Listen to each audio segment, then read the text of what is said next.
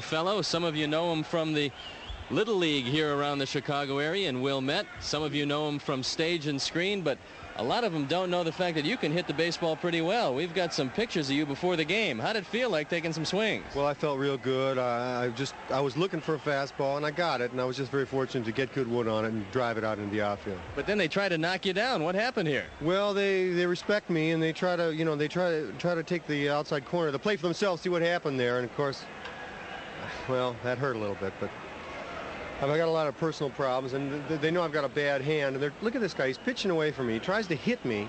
Then he won't throw me a decent pitch, and then he finally does, and I groove it. And he knows he'll never throw me that pitch again. Well, pretty exciting. The fact that you hit with no spikes on, has that been your style through the majority of your career? Yeah, I never hit. I rubber spikes was as good as it ever really got for me, but without spikes, it psychologically it plays havoc with the other team when they realize I don't even wear a uniform. They don't know what to expect. Now, I know you've been a Cub fan for a long time. You said, in fact, that since birth, right? Yes, since birth. I was baptized Cub fan. Now it's a beautiful day here today, something that you haven't seen in the last couple of days. You've been watching the broadcasts? I've been watching these last two, and it looks so cold out there, and it's beautiful today, except up here in the booth where there is no sun, and we live like worms. I know, tremendous preparation for this job. I know you probably went over the lineup of the Montreal Expos and know everything there is to know about this Montreal club. Well, I spent the first couple hours I got here today just trying to figure out where the smoking links are. They don't have smoking links, ladies and gentlemen. They don't have smoking links anymore. I'm eating one of these David Berg hot dogs. Dave Berg's a great man, but he never made a smoking link. It's going to be a tough day for you then. Well, I usually start with a smoky link. They used to have a smoky link guy grilling them right down there on the third base side. They had an outdoor grill there. Except there was a fire one day, and that was that for the smoky links, I guess. I don't know, but they're gone. Okay, how many you want in there? Mike! Everything's okay now? Better. Well, good. It should be interesting today. The Cubs looking for their first win of the year, and we've had some guys in the booth who have not been able to bring the Cubs their first win at Wrigley Field. Do you think you can do that today? Well, I don't look for any problems today because it's a beautiful day. This is Cub weather. I think psychologically these Montreal people are here, and they're playing the game in English down here. I think they'll be confused, they'll be rattled, and the Cubs will be able to get to them early and hold on. A lot of folks don't know that you were a catcher, but you've already secured Harry's net. Does that mean that any foul ball in this area is going to be snagged by you? Well, I think Jody Davis had better watch out because I think I can see a way to get down there just swinging from the rafters. If I have to, I'll take it away from him. Looked like you felt pretty comfortable up at bat. I did feel pretty comfortable until he threw that one right at my stomach. I mean, a stomach is, I live on my stomach, and David Berg, knows that as well as anybody. I swing pretty good, especially when I'm loose. I had a lot of chewing gum early this morning, and I was really ready. Well, Glenn Brummer said that you being a big star and all, making all that money, that he was going to get you. If he got a chance to get you, he was going to get you, but you moved a little too quickly for him. Glenn Brummer is the guy who was throwing batting practice. Anybody sees this guy's car out in the parking lot, I want you to see if you can open it. A lot of friends and family around the Chicagoland area. Did you have to leave any passes at the game today? Yeah, a lot of relatives that I generally don't hear from are going to be here at the game today. Yeah, they're out there today, and I notified the people with Andy Frame that there could be some problems. So hold down the crowd? Well, we've got some sort of a water gun, like a fire cannon that the fire department here have been nice enough to loan us, and it's stationed right behind where my immediate family is. Well, it should be an interesting ball game. The Cubs looking for their first win, and you stay with us because we're going to have a look at the starting pitchers after these messages. The poet once said, "April is the cruelest month." But I don't think even that great man would have anticipated that the Cubs would lose their first 4 at home. I'm here today to turn this around, and I think with the help of the overrated and not such a big deal after all, Montreal Expos, the Cubs will triumph today. A beautiful day here at the true Wrigley Building at the corner of Clark and Addison. Today it's baseball, the Cubs and the Expos. Field with Bill Murray, and when he's not busting ghosts, he's a fledgling baseball broadcaster, and he said he wanted the full experience here today. So Bill, we're going to give you the full experience because we have some time before the game. There's some changing problems with the umpire. So the first thing you have to know is how to do the lineups, and we're going to have you give the folks the opening lineups for today. Okay, thanks, Steve. Hello, everybody. Starting for the Expos in left field, Casey Candell. He's no good. In right field is Mitch Webster. He's no good. At first is Andre. How would you folks at home say that name? Andre Galarraga. Tim Wallach's at third. Jeff Reed is catching. Vance Law is overrated. He's at second base. Tom Foley shouldn't even be playing. He's at shortstop. Herman Winningham. What, you're going to be afraid of a guy named Herman Winningham? We'll just throw it right down the plate when he's up. And Floyd Mans will be pitching. That's the easy part. They're no good. Shouldn't be a problem. And then for the Cubs, the almighty Chico Walker in left field. Come on, let's hear it for him. Come on, everybody up. Chico Walker, come on. Ryan Sandberg, come on, let's hear it for him. Andre Dawson, come on, I know he was an Expo, but he's okay now. Come on. Keith Moreland's going to play. Come on, yeah, everybody. Zonko. Leon the Bull Durham at first base. Jody Davis, yeah, he'll be catching. Dave Martinez is in center. Sean Dunston is playing short. And Rick Sutcliffe, the tall guy with a beard, will be pitching.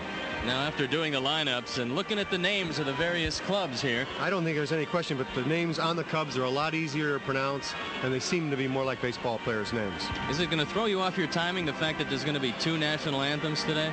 That's confused me. Frankly, I love the O Canada national anthem because there's only like 10 words to it, and I wish they'd let me sing it. It's one of the goofiest national anthems I've ever heard.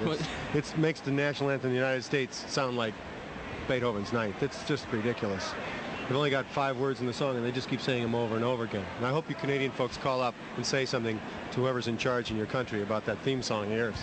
But, Steve, the real problem today is that there's a delay because of the umpires getting dressed. Now, what is it that umpires do when they dress? I mean, how many problems can they have? It's basically the one color that they're wearing, right? It's not like they're holding up different sport coats in front of the mirror and saying, well, Jocko, what do you think of this look? I mean, what do you think? Well, what happened is that you have one of the biggest umpires in the league behind the plate, Eric Gregg, today. Yesterday we saw John McSherry, Eric Gregg behind the plate today. If you're that size of a man, sometimes you have some problems dressing, and it's going to take a little bit till they get on the field. And in the meantime, let's talk a little bit about your ownership of ball clubs. Now, you've owned 7 teams during the course of your career. It has to be an interesting experience doing that. Well, that's loosely saying owned. Should I get that? I'll get it. No! Forget it! Go away! No. You can't. You can run, but you can't hide. They want you.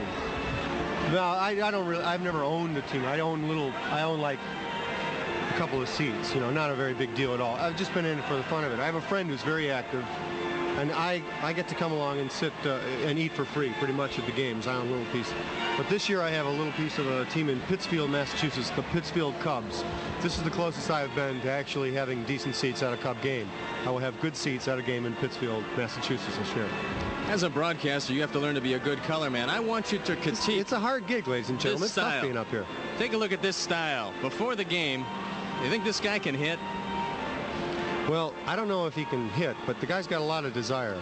I mean, the fact that his hand is in great physical pain and he still sits there and swings in front of people who are laughing at him all around the cage. They're laughing and taunting at him, saying, go back where you came from, you punk. You know, you got to want it in this league. You got to want it to make it in the bigs. Is there any hope for this guy? Well, I think perhaps in another profession there's hope. I don't see any. I mean, look, they're attacking his manhood out there. Now, did that aggravate you, the fact that he was? Huh? Yeah, and I took him deep. I took him deep right after that. Obviously throwing at you. There's no doubt about that. Well, if there had been an umpire in this game, they would have thrown that batting practice pitcher out, I think, or warned him. Somebody should have done something. They should have warned him about what was going to happen. Look at that. Look at that. You saw that. Play that again. Arnie, can you play that again? Oh, gosh. We're going to come back to that. Wait a second. Arnie. What do you think? All right, forget it. Well, I think she's got a future. I don't know if it's in baseball, but she got a future. Okay, let's take a look one more time. We got the slow motion camera out. Yeah. There's a piece of scorched earth out in left field where that ball came to rest, Steve. A rocket off the bat, and you said before that he's not going to throw you that pitch again. Did you teach Glenn Brummer a lesson? Huh? No, but he learned it, but I think there are bigger issues at stake here with him. I think he's really got to find out whether he really wants to pay the ultimate price. You know, to throw it down the middle and not be afraid for me to hit a line drive right back at him. We're back at beautiful Wrigley Field. Steve Stone along with color commentator Bill Murray today. This is the first real nice day the Cubs have had at home. A gentle breeze blowing in. A good day to pitch. And take a look at the bleachers. And Bill, you were saying before the game that this is your most favorite place to sit in this ballpark. Well, it's where the sun is, Steve, and there you'll see like guys with their shirts off and men spilling. Yeah, there they are. These are relatives of mine. Hello, hi. They'll all be at the big party back at my mom's later. They're well-behaved gentlemen, prep school kids mostly. And as you can see, they pretty much dress for the weather. I don't know why they don't catch them in that big basket out there. Yeah, that's right. That's one of my cousins. He's crazy. Now, where are these kids now, Arnie? Left field bleachers. Now, these are the more safe, and they're pretty safe and sane out there. These are the number ones. The very dangerous ones are in right field. I think that's where the real criminal element comes in. These are people who take bad falls down the stairs and don't really know. And I think that leads to confusion. People hear a big roar and think they've missed something, and it turns out it's someone who's just bounced all the way down to the front row. But look at how well behaved these people are here today. And I noticed that they've cut off beer here after the 8th inning, and I think that's a great rule. I really do. And I'm not going on a soapbox here, Steve, and I hope you don't think I am, but anybody who can't get drunk at the ball game before the 8th inning doesn't belong to be here anyway. I don't think. If you can't get smacked, if you can get here for the batting practice. I mean, what's the problem? I don't see any problem here.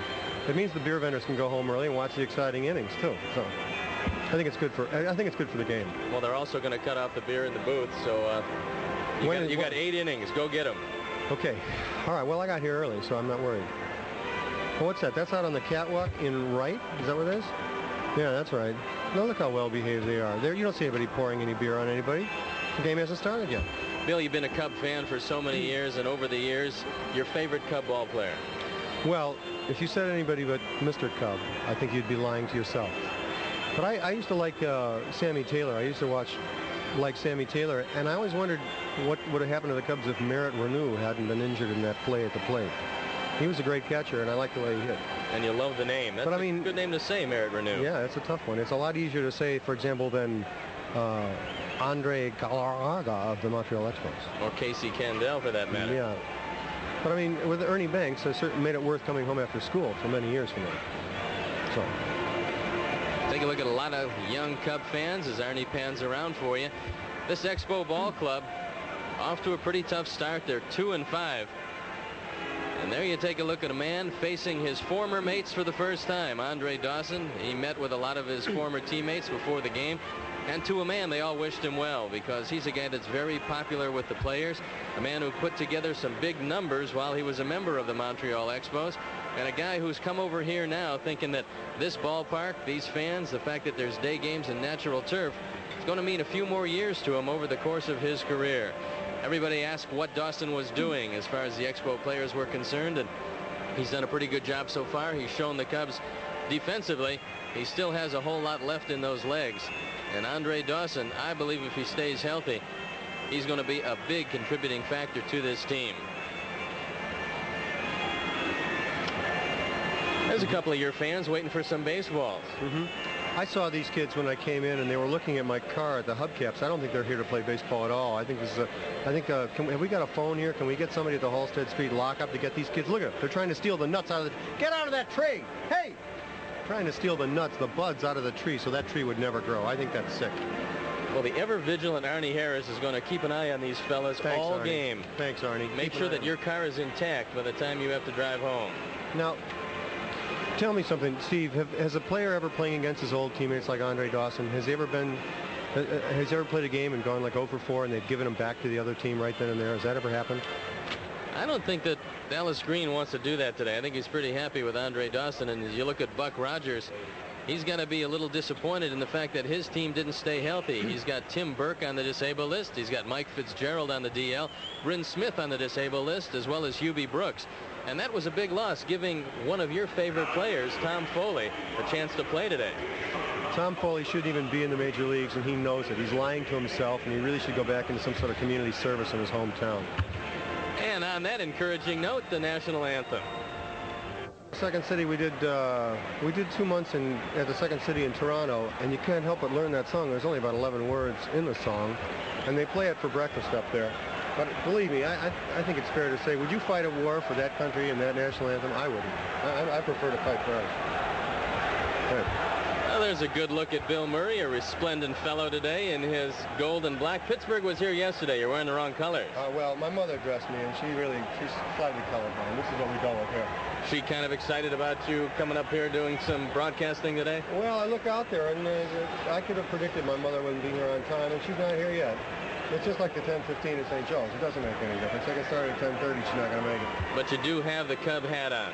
Yeah, I got the Cub hat. I got a caddy hat from Augusta. I was down watching the golf tournament. I got a caddy hat, so I'm an official caddy now.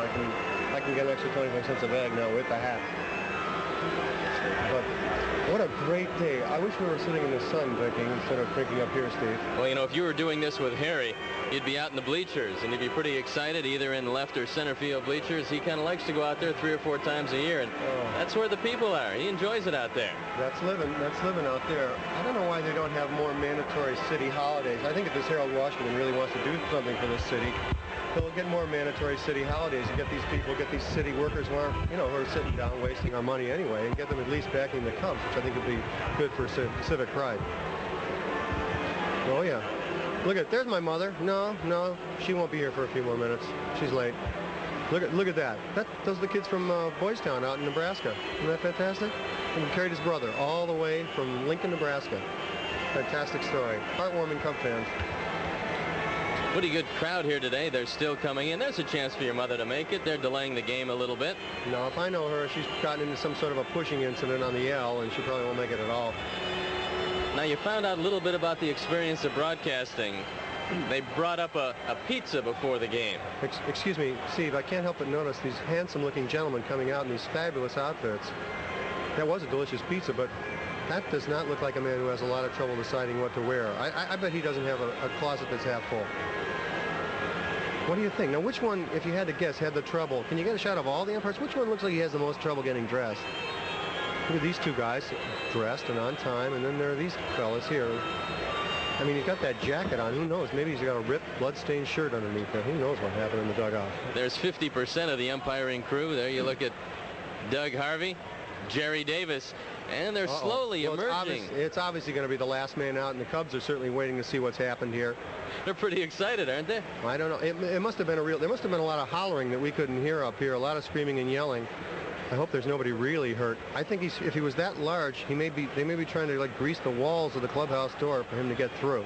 The most amazing part of it, Bill, is it took him all this time to come out dressed like that. Now, wait a second. There's Jamie Moyers. The kid almost pitched a no-hitter. Get that guy away from him. He could fall. There is Eric Gregg. I think the picture speaks for itself, folks.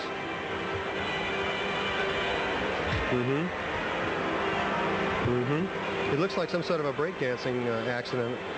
His lower knees are encased in catcher's shin pads. Of course, that's the home plate umpire, but he looks like he's moving with some sort of robotic legs.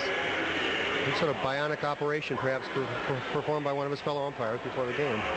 Never a dull moment here. The umpiring crew is Eric Gregg behind the plate, Jerry Davis at first, Doug Harvey at second, and Dick Stello at third base. And as you can see, the umpiring gear never got here from the umpire's last stop. So they're stuck kind of finding out whatever they can find in the umpiring room, throwing it on and coming out. I don't think you've ever seen an umpire behind home plate wearing his shin guards outside of his uniform. So this might be a first here today. Well, I saw it once in a baseball game in Italy.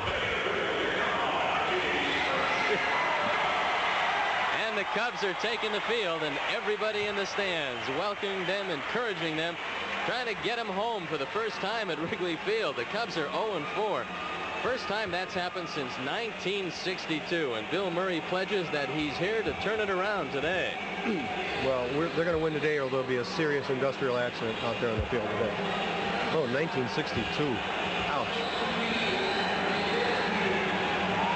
There's a look at the defense. Chico Walker in left field, Dave Martinez in center field, Andre Dawson in right field, Keith Moreland at third, Dunston at short, Sandberg at second, Durham at first, Rick Sutcliffe on the mound, and Jody Davis behind the plate.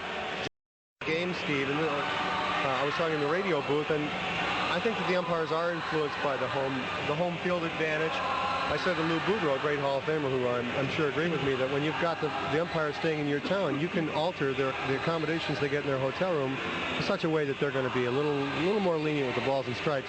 And I think if Eric Gregg knows which side his bread is buttered on, and looking at Eric, I would say this is a guy who butters his bread on both sides.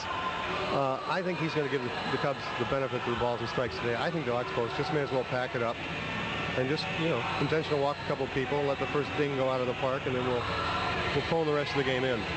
They can certainly use a little help today coming into this one, and Greg is having some problems finding any pair of shin guards that are going to fit him. They're trying everything. You bring any shin guards to the park for this man? I don't know. Perhaps we should make an announcement to the fans here. Hey, has anybody got any shin guards for a really big guy? Well, maybe they heard that. Maybe they didn't. Let's hope so. No, really big. Those aren't big enough. Much, much bigger.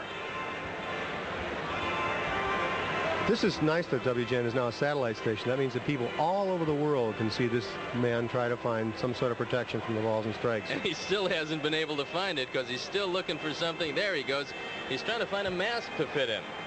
It's amazing that in this computerized age, a man can still be afraid to take a foul tip on the toe like this. Did you wear a mask when you caught? No, I thought it wasn't macho enough. Last year, the Cubs were 8-10 against the Expos overall, 4-5, both home and away. And there you take a look at Jody Davis. Now that Eric Gregg is ready, the Cubs all ready to go. You know one thing, Rick Sutcliffe has to be certainly warmed up at this point. He's been throwing quite a long time.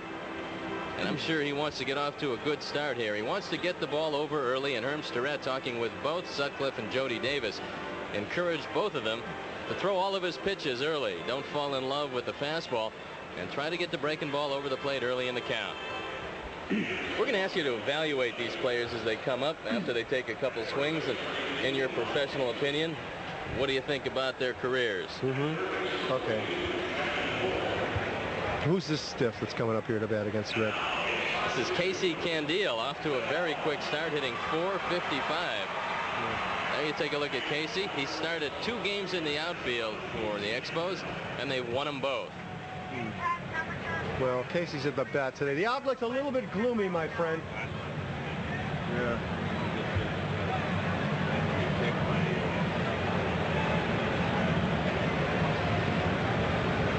No, he doesn't frighten me. Sutcliffe, a .506 ERA, and here's the first pitch of the ball game. Fastball misses inside. Hey, what's with that ump? What's the deal here, man? Those are Jody's shin pads, pal. Hey.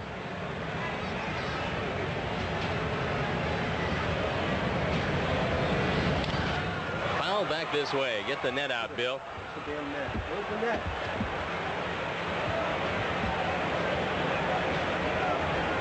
Candiel, 5'9", 160 pounds, out of Lompoc, California. Last year hit .302 at Indianapolis, .231 as a member of the Montreal Expos. Ground ball to the right side. The Bulls got it, and he'll win the race to the bag. There's the net. You're ready to go. You got it. We can get anything. We can get popcorn that falls from the upper deck. We can get just about anything with this thing.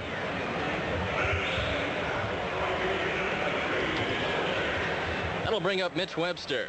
Webster hitting .267 with a home run, 2 RBIs. They switched him to right field this year. He was a starting center fielder last year, but they figured to platoon out there, get Winningham some time. And so Webster moved to right, where he says he's feeling a lot more comfortable with every passing day. Good look at Rick Sutcliffe. Outfield straight away. Fastball misses up high. Webster hit .290 last year, 8 home runs, 49 RBIs, and 36 stolen bases. And Sutcliffe falls behind 2-0. Webster have any chance to hit Rick Sutcliffe? I don't think so. I don't know if you can see this, but from where I'm sitting, it looks like Webster has tobacco juice drooling out of the side of his mouth. And I mean, the kind of guy who isn't that aware of his, look at this on the lower left here. Can you see that? Isn't that something, sort of drool coming out of the side of his mouth? He's frightened. He's terrified, and the tobacco ooze is coming out of the side of his mouth. He's not. He doesn't have a chance to hit Rick Sutcliffe, I don't think. Rick falls behind 3-0. Rick's not giving him a chance to hit him. Well, I don't think Mitch Webster wants it enough. I don't think he wants to win this game.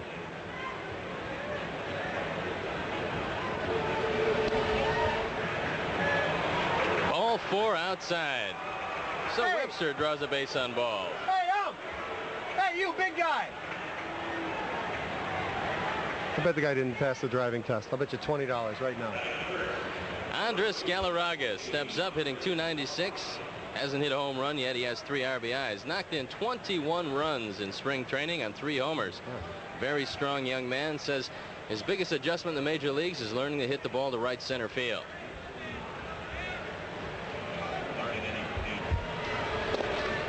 And Sutcliffe with 5 straight bad ones.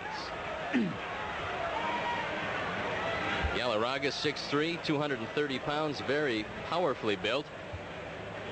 Out of Caracas, Venezuela, had .271 last year with 10 home runs, 42 RBIs. And with Hubie Brooks gone, they're looking for power from Galarraga.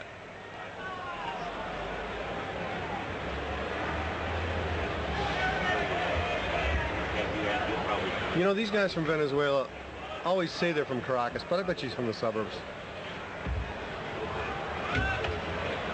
You know, I bet he's from some bohunk town like 50 miles out of. I bet he's from, like, you know, Highwood or someplace like that. Highwood, Venezuela. Good restaurants in Highwood, Venezuela. Yeah, and one of the few places where you used to be able to buy a 6-pack of beer when you were 12 years old. They do have good restaurants there now. Runner going. Popped up to the right side. Oh, you poor soul. Oh, isn't that sad? And the Expos are out in the first inning. They run into a double play. No runs, no hits, no errors, nobody left. We head into the bottom of the first. There is no score. Cubs trying to win game number 1 at home in Wrigley Field. They've been anything but the friendly confines. Run, right field. Run, Bull. Show us how you can run. And a base hit for Durham down the line and right. Mitch Webster couldn't get to it. I thought he was going to go for 2. He'd been showing us his speed on these unassisted plays at first. All right, look at this. This is exciting. He got all of that, ladies and gentlemen. Back! Back! Hey, hey! There goes the no-hitter. There goes the no-hitter, Mr. Big Shot. All right. So that broke the tension here now, huh? Now that we know it's not going to be a no-hitter. We've seen one early. Juan Nieves no-hit the Baltimore Orioles for the Milwaukee Brewers, and Jamie Moyer took a no-hitter into the 9th inning at Philadelphia for the Cubs. Mike Scott with a 1-hitter the other night for the Houston Astros. We're going to match swings. Here's the swing of Leon Durham. Now look at this follow-through. Now look at this swing. He's got nothing on you, Bill. You reached out and you got that outside breaking ball. Well, wherever I can help the ball club, Steve.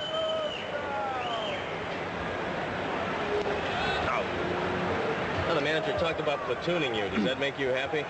No, I don't want to be platooned. I think I should be playing every day. But, you know, whatever I can do to help the ball club. Oh, got it. You haven't heard that quote much, have you? Well, I'm just fortunate, you know, that I was looking for a fastball and I got it. And I was just fortunate enough to get Goodwood on it. And fortunately, the wind was blowing out, and I was just lucky enough to get it up into the jet stream. And fortunately, just made it into the last row of the bench. Pitching coach Larry Barnard out to talk with Floyd Yeomans. It's a quick hit the conference. road, Barnard, will ya? Hey, Meat, back in the dugout. You got something to say, yell it, will ya? He's delaying the game. That's I think that's annoying. I find that annoying. If you were a major league owner, what changes would you make in the game? I'd bar that Barnard guy from the game. He'd be the first to go. I think I'd put these broadcast booths out in the sun where you guys could work on your tan. You look a little pale, Steve. It's been a tough game so far. I saw you under the sun lamp before the game, and I thought, well, here's a guy who should be relaxing instead of working on his facial thing now. And it's sad. I don't know. I guess I would have more. I think they'd do better to have the fields facing the sun. And more day games, better food at the ballpark, rapid transit that goes right to the door of the ballpark like they have here at Wrigley Field. And I don't know if I'm not sure about the waterfall thing. I don't know. 1-2 count. Ding. That evens the count at 2-2. Jody Davis hitting .287 lifetime against Montreal.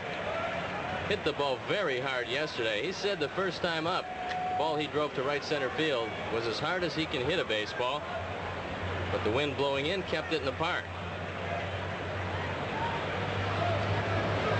Go to first, but Leon's back. Cubs have the only hit of the game. And Leon Durham aboard at first base with nobody out here in the bottom of the second. Send him. Send him, Stick. Didn't Durham used to steal bases? Stole a lot more bases early in his career than he's done lately. Cubs want to stay out of the double play. Jody Davis looking down at John Vukovich at third. So if you're the manager, Bill, you're going to send Leon Durham right here. No, it's probably there's nobody out. There's no score. I don't know. Stick, send him. Send him, Stick. You know, you can't help this. I think that Gene Michaels' hair goes with the Cub uniform as well as anybody's hair has in recent years, don't you, Steve? I mean, we've never really had a silver hair manager. I mean, I think back to Elvin Tappy and Jim Fry, and I mean, look at that. I mean, it's a good look. I mean, when he stands up there in that electric blue, it's a fantastic look. He looks like Ralph Lauren, actually, a tall Ralph Lauren. A tall. Well, a very tall. Very tall Ralph Lauren. But I mean, it's a good look for him. If he had just, you know, cowboy boots or something, he'd look absolutely fantastic in that jacket and that hair, that hat. It's a good look for him, and I think even if, God forbid, he should ever not manage here anymore, which he may not if he doesn't win this season, and Gene, we talked about this, you know, they better win this year. But I would hope he would go to a team that had a blue uniform like the Cubs. Full count, 3-2 on Jody Davis. Manager Bill Murray. I hate to be controversial, Steve, but is deciding that Leon Durham should be going. The bull who stole 8 bases last year has not shown any desire to go so far, but no, we're looking for it. He's fooling them. There he goes. Runner going. Fouled off. Oh, he had it. You know he had it, Steve. You know he had it. And the bull has to go back. Yeah. Oh. What number does that girl wear? How many ball girls do they have? 2? Just one. Just one. She runs both ways? Yes. I mean, she runs there and... I mean, she runs both directions. Oh, thank you. Well, how do they... What happens if they hit it down the left field line? She's got to trudge all the way over there to pick it up? Well, it's a tough job. That's a very demanding job. Runner going. Go! Oh, well, hit to left center field. Get out! Way back. Yes! You can forget it. It's gone. Home run. Jody Davis, his second home run of the year. RBIs 3 and 4, and the Cubs are on top 2-0. The power. The dignity. No. How about that one? Shaka Onobro. Shaka Onobro. Everybody on their feet here in Wrigley Field. Come on, let's hear it for him. What a success story. That sweet kid from Georgia hit one into the stand. Oh, that was sweet. And another $200 from True Value to Cubs Care and Northwestern Memorial Hospital in the fight against cancer. Well, he's been hitting the ball good, hasn't he? So whatever Larry Barnard told Floyd Yeomans, apparently it didn't work. Yeah, I think you should repeat that, Steve. Hey, Barnard, you're an idiot! Nice call, pal! A lot of class, pal, a lot of class. That was sweet. There's Larry. Yeah. Read and weep, pal. Uh-oh. Get out of play. Up on the left side. I hate to say this, but oh, gee, it was too bad he didn't slip and fall. Not that we want anybody to be hurt here, but show that home run one more time. Look at it again. Give it the racket. Check, please.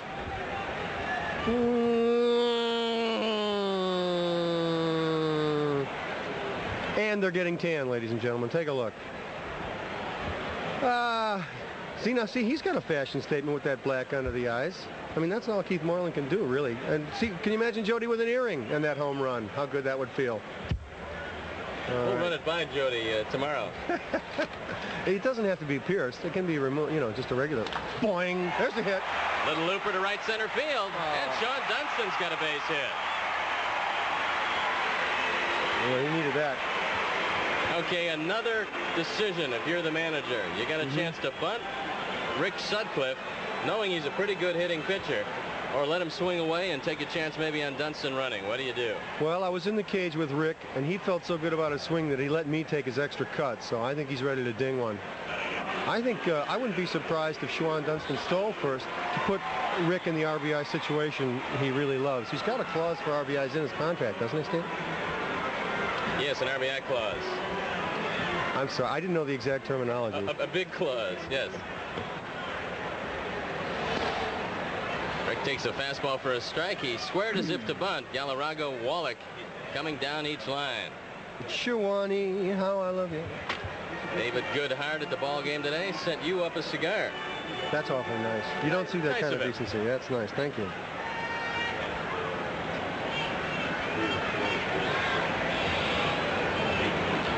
The infield's playing in. The infield's playing in. Do you need a cue card for that? Sutcliffe. No, Sutcliffe. Here comes the third baseman charging. Rick swings! Oh, gee, he almost got all of that one. 0-2 count. Say, Al Raven is here at the ballpark celebrating his birthday. I didn't know that. We just got a note that Al is here at the ball. Happy birthday, Al. That home run was for you. Uh-oh. Pitch out, nothing doing. Yeah, that fooled everybody. Is that Bernard? Yeah, real bright. You know, these people from Canada think they can come down here and ruin our country and steal our national game. They got another think coming. It may be the world's longest undefended border, but there are certain things that just don't get across. Am I right, Steve Stone? Yes, sir. Over in about one pitch. I mean, the Cubs are going to take their first win at home, and the fans are standing up to appreciate it. You getting goosebumps? Well, it's not quite the same as that second game against the Padres, but it'll do.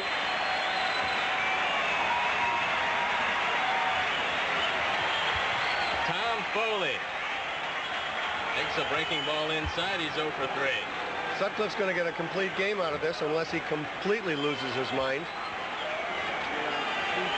He's got to feel good. And all those people out on Waveland and Sheffield Avenue invited people over for the game today have now got these people all written off their guest list for the summer and can invite the rest of the relatives out to see another Cub victory. They're screaming.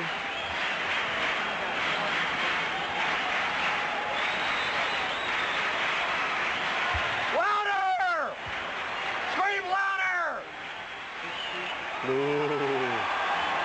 Is this that horrible Tom Foley? Come on, Foley. You might be revolutionizing play-by-play. It's an interesting approach. Foley! Foley, I hate everything you stand for. Oh, come on! Come on, what's with that crazy Eric Gregg? Good guy. Where's he staying? What hotel's he at? Come on, Rick.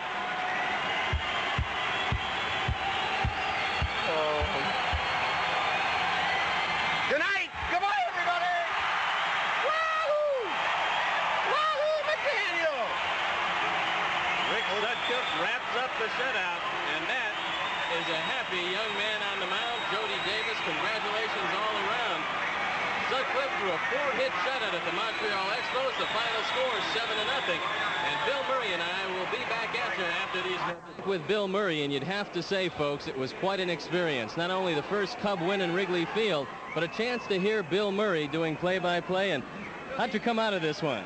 Well, thank God they won. I mean, the most horrible sound of my youth was listening to Jack Brickhouse after the game, and that sound of people popping empty cups, turning them upside down and popping them after a Cub loss. It haunted me, and all I hoped was that I wouldn't have to hear that sound today. Instead, we've got a bunch of ugly people down here just screaming and hollering because the Cubs won. Well, the last man who guaranteed a victory was Joe Namath, guaranteeing a victory over the Baltimore Colts. You came out today and boldly predicted that the Cubs would win this one. You got to feel real happy. Well, I was in the locker room. I had advanced knowledge. I knew that they were all clean and they were rested and ready. They had decent suntans they managed to hang on to from Arizona, and I just felt really good about today's game. I'm glad Rick did so well because, frankly, he owes me money anyway, and this is good for me. Well, Bill, we thank you very much. I know Harry does. Thank you for sitting in. Harry, we called Harry later, and he was driving some, well, let's just say he was occupied again out at the pool. Stay with us. We'll be back with the rest.